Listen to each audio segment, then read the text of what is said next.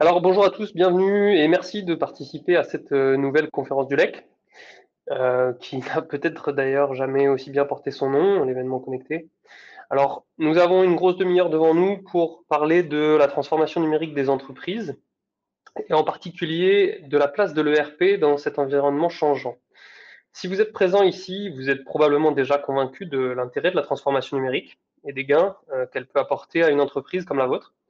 Je ne vais donc pas revenir sur la question, bien que je serais ravi d'échanger a posteriori avec celles et ceux d'entre vous qui seraient sceptiques encore sur le sujet. Alors rapidement pour me présenter, je suis directeur des produits Fortero sur les géographies France et Suisse. Fortero est un groupement d'éditeurs distributeurs européens de RP locaux et verticaux pour l'industrie manufacturière.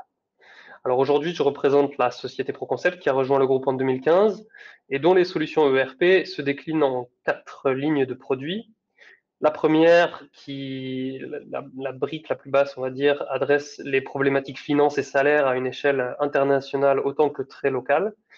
La deuxième étant cette première brique pour servir les besoins des institutions.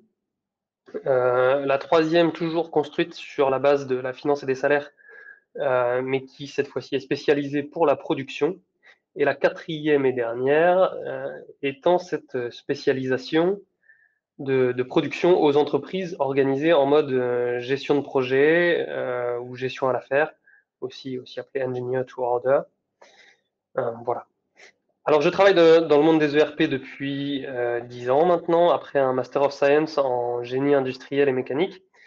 Et à ce titre, les exemples que je vais prendre au cours de ma présentation seront certainement un peu orientés, un peu trop orientés vers l'industrie. Alors je m'excuse par avance pour celles et ceux d'entre vous qui seraient dans des métiers différents et qui pourraient avoir peut-être plus de difficultés à se projeter. Néanmoins, des exemples similaires peuvent être trouvés pour tous les métiers et là, il s'agit essentiellement d'alimenter en quelque sorte votre réflexion. Alors, de quoi allons-nous parler? C'est la phase de digestion. Il est quasiment 14 heures. Je vais essayer de maintenir tout le monde éveillé. On va d'abord commencer avec un peu d'histoire des systèmes numériques qui accompagnent les entreprises dans leur transformation digitale, ce que j'appelle l'écosystème numérique de la transformation des entreprises. Cet écosystème, il a vu le jour avec les débuts de l'informatique dans les années 1960-1970. Et on va ensuite parler de l'expansion dans laquelle il se trouve aujourd'hui. On voit une véritable accélération de la courbe des évolutions technologiques et du secteur et des investissements qui vont avec. Suite à cette expansion, on parlera de la nécessité de simplifier cet écosystème, qui dans tous les cas demeurera complexe. Et enfin, je tâcherai de conclure avec ce qu'il faut retenir et de garder quelques minutes pour prendre vos questions.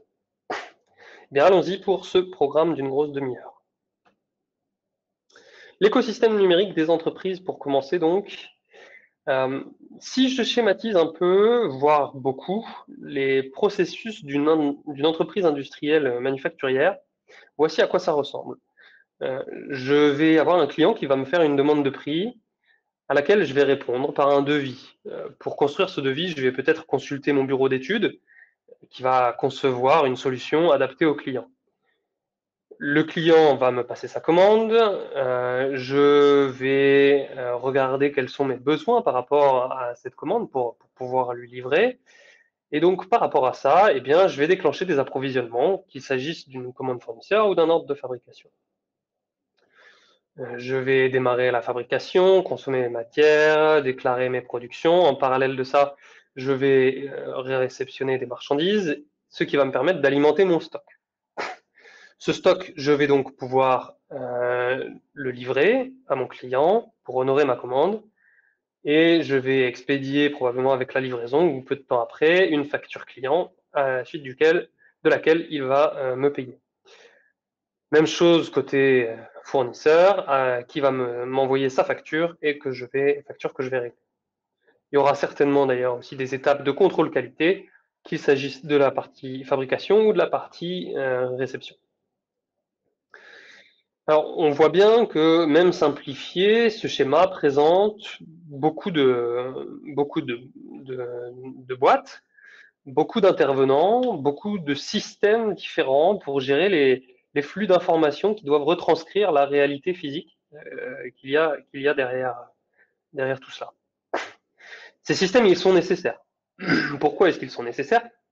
Eh bien, tout simplement parce que les données qu'ils vont collecter ont beaucoup de valeur pour l'entreprise. Elles lui permettent de travailler à l'amélioration de sa performance opérationnelle, c'est-à-dire d'améliorer sa qualité, d'améliorer son efficience, qu'il s'agisse de taux d'occupation des machines, des personnels, de respect des délais clients, etc. Diminuer ses stocks. Voilà. Maintenant, si je rajoute une approche système à ce processus, à ce schéma de processus, alors en prenant un cas volontairement très découpé, une approche qualifiée un peu de best of breed, peut-être, comme on l'entend parfois, il y a d'ailleurs un autre atelier sur le sujet, hein, eh bien, on va couvrir les différentes fonctions par un certain nombre de systèmes. Donc un système CRM pour le suivi de la relation client, un système de gestion commerciale pour l'ADV et la commande, la GPAO, le calcul MRP, le suivi de la relation fournisseur, un système de suivi de la qualité, Excel, CAO, FAO, GMAO, etc., etc., compta, GED. Bon, j'ai tracé les frontières un peu où je voulais, c'est critiquable, différents systèmes peuvent aller plus ou moins loin, mais je pense que vous avez saisi l'idée, il y a beaucoup, beaucoup de systèmes. Euh, Et encore, il manque des logiciels métiers en l'état. J'aurais pu parler de PLM ou de BIM ou encore de RH qu'on ne voit pas apparaître ici. On sent bien apparaître cette complexité dont je vous parlais au tout début. Et tous ces systèmes interagissent entre eux. J'ai représenté qu'une partie des flèches, la GED couvrant évidemment l'ensemble des systèmes. Je pense que vous avez quand même saisi l'idée de la complexité que je pouvais évoquer juste avant. Alors, si l'on projette ces systèmes sur une frise temporelle, on va pouvoir observer que le RP constitue l'un des premiers outils à voir le jour dans le contexte de la transformation numérique des entreprises, même si au départ, il va être plutôt axé sur la planification des ressources financières. Alors, à mesure que la puissance et la capacité de calcul augmentent et que les investissements dans les technologies de l'information explosent, on voit fleurir de très nombreuses solutions et acteurs. Et les périmètres de la transformation numérique va s'élargir et il va se complexifier énormément. Et évidemment, l'arrivée d'Internet n'arrange en rien les choses, il fait exploser les usages et donc le spectre des possibilités. Alors, la courbe que je viens de vous présenter ici, elle s'arrêtait à la fin des années 90. Vous imaginez bien que depuis, le rythme n'a pas ralenti, évidemment. Donc maintenant, je vous propose de parler un petit peu de cette accélération et de l'expansion de l'écosystème digital numérique des entreprises. Après ce que nous avons vu, vous avez pu percevoir que la transformation numérique des entreprises est une activité complexe. Alors, je vous invite à y réfléchir à nouveau. Tout devient smart. On parle de smartphone, de smartwatch, smart TV, bientôt de smart car, également, pourquoi pas, de smart machine. Il y a de plus en plus d'objets qui produisent des données. Ces données, vous allez devoir les collecter, les organiser, les retraiter, les analyser. À quelle fin? Eh bien, tout simplement pour en tirer les meilleures informations qui vont vous permettre d'améliorer votre compétitivité et votre pertinence sur le marché. Autre chose, si vous ne vous lancez pas maintenant, vous prenez le risque d'être dépassé par la concurrence parce que eux ne vont pas vous attendre, pardon. Donc, comme je le disais, je vous invite à y réfléchir à nouveau. Prenons maintenant un peu d'exemples et essayons de nous projeter dans ce monde industriel de demain. Alors, à quoi est-ce que ce futur peut-il ressembler? Eh bien, les matériaux vont être porteurs d'informations qui vont vous permettre de contrôler en temps réel leur pertinence, leur utilisation, leur présence dans le stock. Par exemple, on pourrait imaginer une poudre qui arrive en cabine de peinture, dont on va contrôler la date limite d'utilisation de manière automatique, plutôt que ou alors que l'étiquette, l'information présente sur l'étiquette aurait pu disparaître. On va voir des robots également qui vont arriver dans les ateliers et qui vont convoyer les pièces d'un poste à l'autre en continu, ce qui va permettre aux entreprises de fluidifier les transferts d'un cours de production, diminuer les temps d'attente en pied de machine, de réduire les temps de cycle, voilà, gagner en efficacité. D'un autre côté, on va avoir les réglages des machines également, sur lesquels on va installer des capteurs de vibration, de température, de puissance. Et ce réglage des machines va être ajusté en continu en fonction de tout ce que les capteurs vont retourner, ce qui va permettre d'améliorer la qualité des pièces, de diminuer les taux de rebut.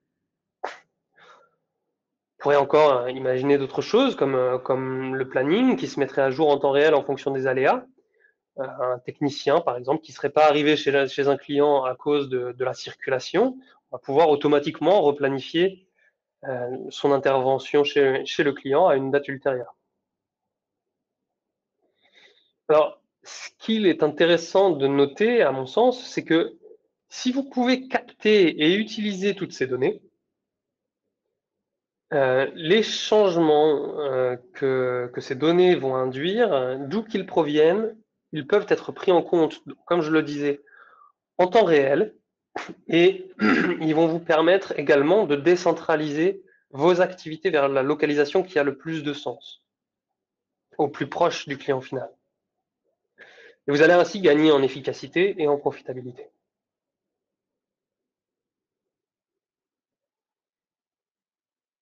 En quelques mots, en fait, ce que je suis en train de vous dire, c'est que tous les produits et services collectent des données, ceux que vous allez mettre sur le marché, ceux que vous utilisez dans vos processus industriels, même ceux que vous utilisez dans votre vie courante.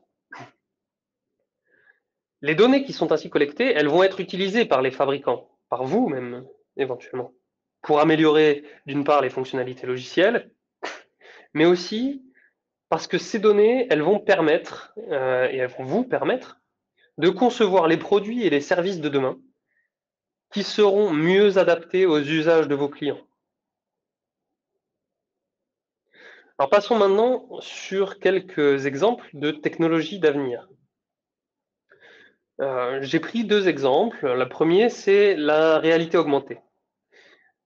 Il y a de nombreux cas d'emploi à la réalité augmentée, qu'il s'agisse d'accompagner la formation de nouveaux collaborateurs en superposant des informations sur une image qu'ils auraient présente sous les yeux, de donner des instructions d'assemblage à un opérateur, qu'il sache où brancher le fil, par exemple, dans une armoire qu'il est en train de câbler, de contrôler la qualité des pièces avec peut-être une intelligence, une assistance par intelligence artificielle. Voilà, il est possible de faire beaucoup de choses avec la réalité augmentée. On pourrait même pousser en termes de ROI, prendre l'exemple d'un SAV où l'intervention d'un technicien se ferait à distance. Il guiderait un utilisateur en voyant ce que l'utilisateur voit directement. Plus besoin de se déplacer pour faire le diagnostic. On s'inscrit encore plus dans une démarche de télétravail. Ça revêt encore plus de sens avec la crise qu'on est en train de traverser. Voilà, je vous laisse imaginer les différents cas d'usage que vous pourriez avoir et les économies que votre entreprise pourrait ainsi réaliser. Et au-delà des économies, la satisfaction supplémentaire que vos clients pourraient en tirer et la rétention, quelque part, du client, la fidélisation du client que vous obtiendriez derrière. Deuxième exemple, avec la fabrication additive ou impression 3D, qui va vous permettre de créer des prototypes à moindre coût, mais surtout de faire des productions unitaires sur mesure et extrêmement locales.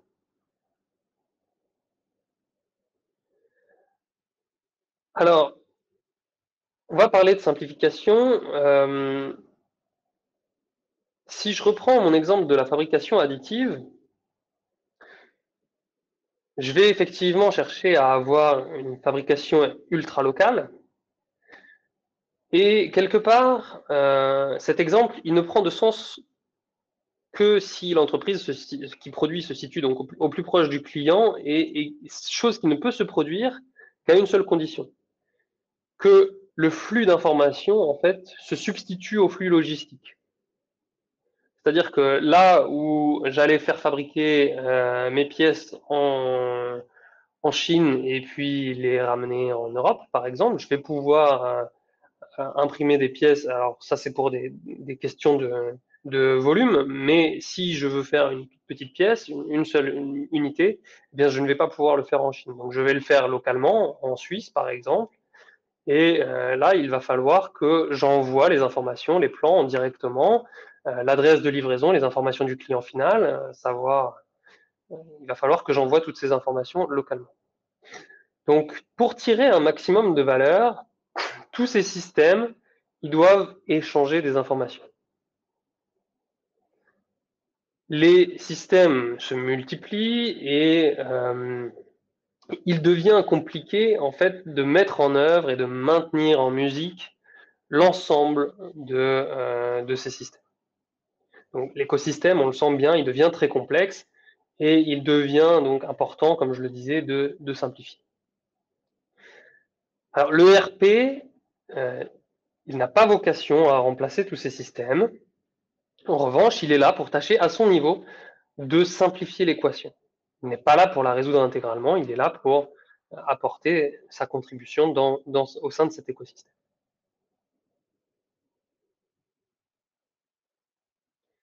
Donc, comme je le disais, voilà, la place de l'ERP dans ce contexte-là, eh bien, on sent bien l'importance de simplifier le schéma. Euh, Sans l'ERP, on aurait toutes ces applications présentes sur la gauche de l'écran qui doivent communiquer entre elles. Et en plus de cela, eh bien, il faut garantir une certaine homogénéité de l'information dans une échelle de temps qui soit adéquate, de préférence en temps réel. Il faut également garantir une continuité de service et d'interopérabilité, malgré des cycles d'évolution et de fonctionnement qui sont parfois différents. Je vais avoir mon éditeur de CRM qui va mettre à jour son outil à un moment qui va pas me convenir, le lien avec la gestion commerciale va tomber, on est tous plus ou moins passés par là. Ça demande donc une très grande dépense d'énergie, des services IT, des éditeurs, et ça génère beaucoup de frustration chez les utilisateurs finaux. La raison d'être en fait de l'ERP, elle est de simplifier un peu l'équation, comme j'ai pu le dire, et de remplacer un certain nombre de systèmes qui seraient déjà présents dans vos entreprises. L'ERP, en fait, il constitue l'une des pierres angulaires du système d'information des entreprises. Pendant longtemps, transformation numérique des entreprises, ça a rimé avec déploiement d'un système d'information performant. Système qui s'appuyait généralement sur un outil de type ERP. L'ERP, il a apporté aux entreprises de nombreux gains de performance et de visibilité à travers le partage d'informations de manière centralisée, de manière normée. En effet, les systèmes ERP, ils étaient d'abord destinés à limiter la déperdition d'informations, les pertes opérationnelles qui peuvent en découler. Comme par exemple le fait de lancer en production une commande qui aurait déjà été annulée par le client, le fait de réapprovisionner une référence qui en fait se trouve déjà être présente en stock, ou encore d'accepter une commande client avec des tarifs obsolètes. Voilà, donc ça, c'est la partie limitation de la déperdition d'informations. Et les ERP, ensuite, ont évolué pour que vous puissiez en tirer une plus grande valeur de toutes ces informations qui sont enregistrées. Le déploiement d'un ERP, il entraîne des bénéfices qui sont cumulatifs. Les plus basiques d'entre eux étant la création d'un référentiel de données unique, afin que tout le monde au sein de l'entreprise parle le même langage. Qu'est-ce qu'il peut y avoir de plus exaspérant qu'un directeur commercial qui conteste en réunion de direction les chiffres fournis par le directeur financier? Au bas de la fusée, on a également un autre élément, c'est que les ERP permettent quelque part de standardiser les processus. En effet, vos processus physiques, eux, ils sont cadrés par des procédures que vous avez mis en place dans vos entreprises. Euh, eh bien, ils ont leur alter ego informatique, leur alter ego numérique à travers le RP. Donc, ce partage d'informations et des méthodes unifiées va permettre d'améliorer la collaboration au sein de vos entreprises. Le troisième étage de la fusée, il vise à exploiter les données, à les faire parler. Tout ça en vue de ce que je vous disais initialement, c'est-à-dire d'améliorer vos processus, d'améliorer vos produits, d'améliorer la qualité, etc. Et le dernier étage, le Graal quelque part des ERP, c'est d'aller automatiser les processus. Bon, cette vision, elle est très schématique, hein, évidemment, mais il faut voir qu'à chaque palier franchi, l'entreprise va gagner en efficience, en productivité, en compétitivité et en profitabilité, évidemment.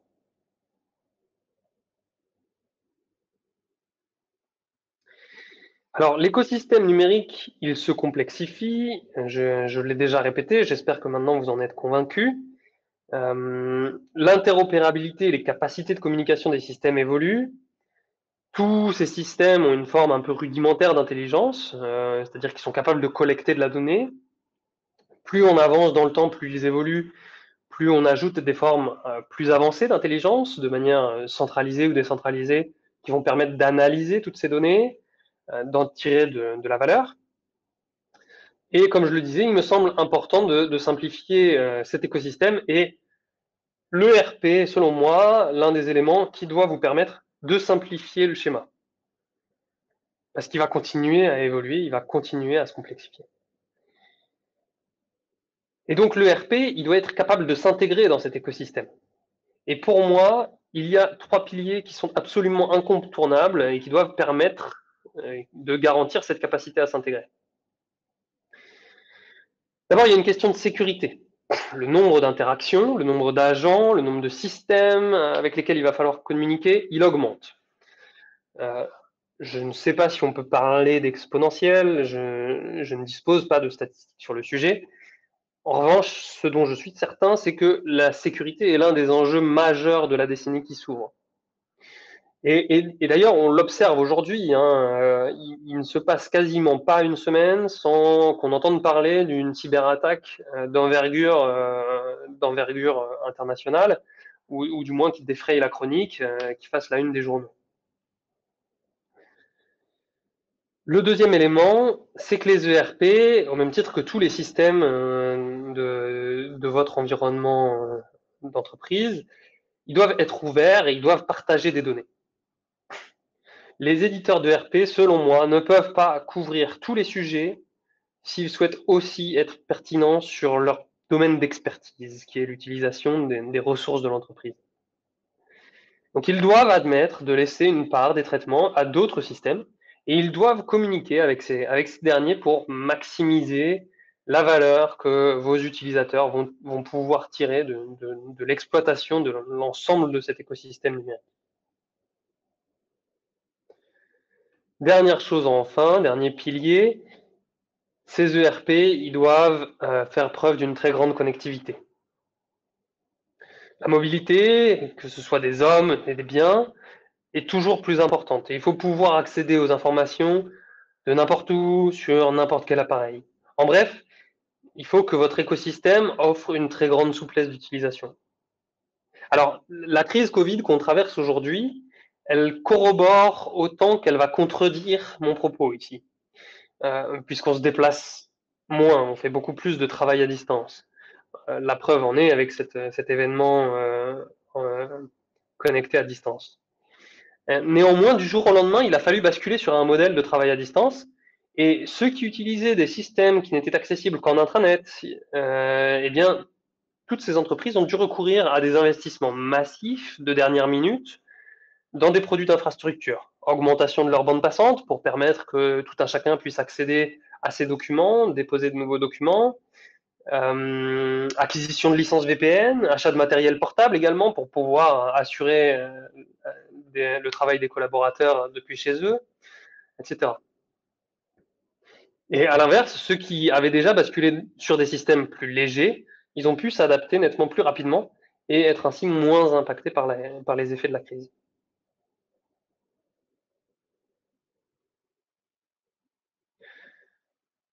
On va passer à ce qu'il faut retenir avant d'enchaîner sur vos questions.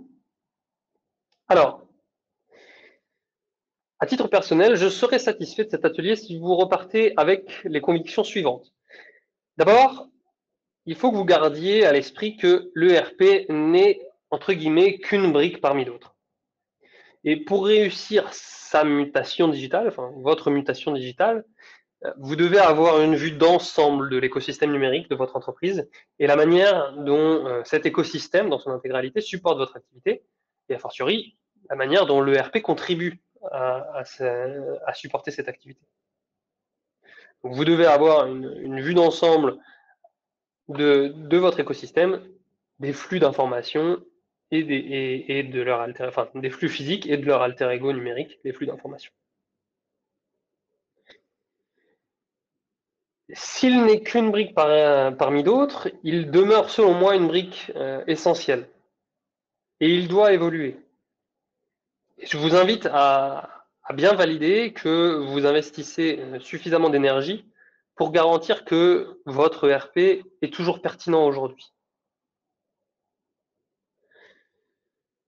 Troisième chose, c'est que l'arsenal numérique à votre disposition, il est en train d'exploser, ça va probablement encore continuer à accélérer avec l'IoT, avec l'intelligence artificielle, avec le cloud.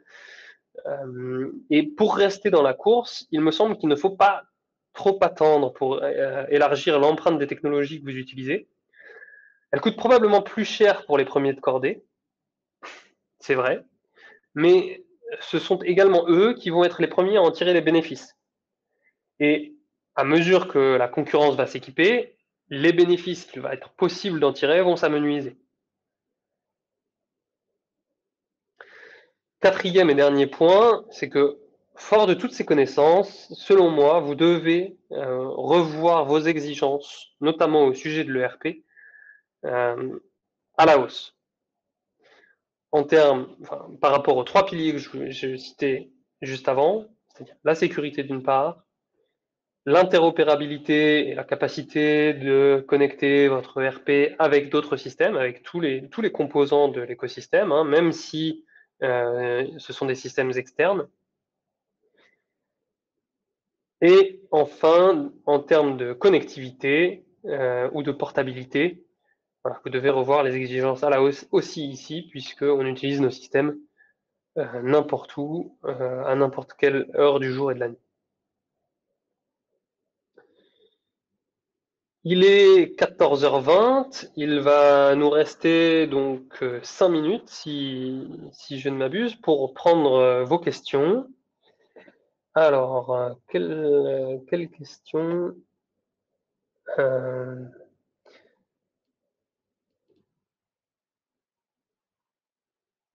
Alors, comment ProConcept, produit déjà mature, a-t-il été adapté ces dernières années pour permettre les intégrations nécessaires aux évolutions actuelles? Alors, ProConcept s'ouvre de plus en plus à d'autres systèmes. Donc, c'était déjà un système que l'on pouvait interfacer fortement. Avec les nouvelles versions qui sont sorties, on a un peu transformé les modes de communication, notamment pour se tourner vers des technologies plus récentes, là où on a pu faire par le passé des liens directs à la base de données qu'on appelle ODBC. Alors, je vais excuser un peu la technique. On fait aujourd'hui également des web services, évidemment, API REST. Voilà.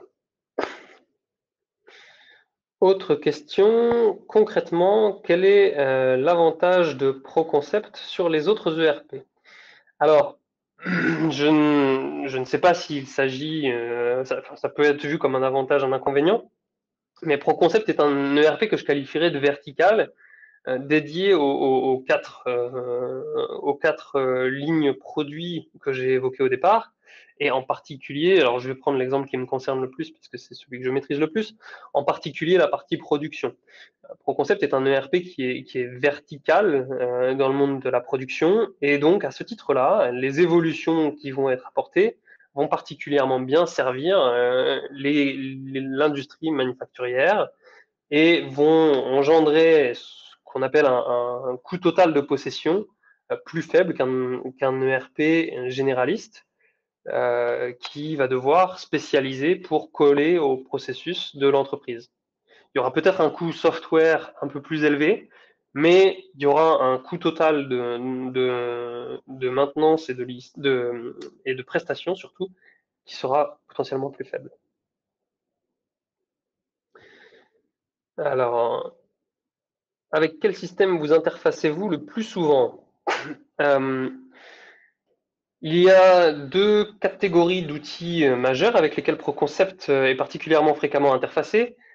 Euh, alors, justement, pour revenir à ce côté production, il y a les outils de type PLM, Part Lifecycle Management, qui sont des outils particulièrement présents dans les entreprises industrielles, qui servent à la conception des produits.